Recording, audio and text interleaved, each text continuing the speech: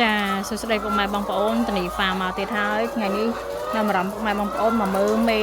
ចាស់របស់យើងចាមេចាស់មិនមេកំមុំទៀតទេព្រោះអានេះគឺចូលចាស់ហើយចូល2ឆ្នាំជាងហើយចាពុកម៉ែបងប្អូនសម្រាប់ពុកម៉ែបងប្អូនមានតម្រូវការមន់ជំរុះ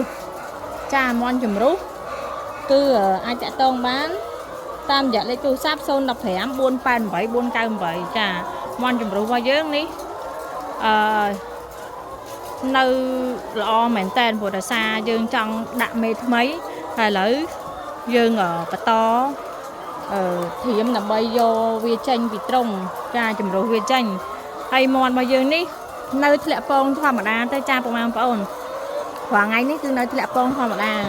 ចាហើយពងវាគឺធំល្អណាស់ពុកម៉ែបងប្អូនចាសម្រាប់ពុកម៉ែបងប្អូនមានតម្រូវការមាន់ជំរុះក៏យើងមានដូចគ្នាចាពុកម៉ែបងប្អូន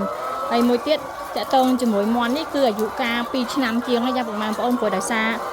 យើងចូលតាំងពី2024 2023ខែ10ចាឥឡូវចូល2025ហើយចូល2026ស្អែកខាងស្អែកឡើយចាពុកម៉ែបងប្អូន23 24 25ចា2ឆ្នាំជាងណាចាពុកម៉ែបងប្អូនមានតម្រូវការអាចតាក់ទងបានហើយពងមាន់យើងគឺធ្លាក់ពងរាល់ថ្ងៃចាពុកម៉ែបងប្អូន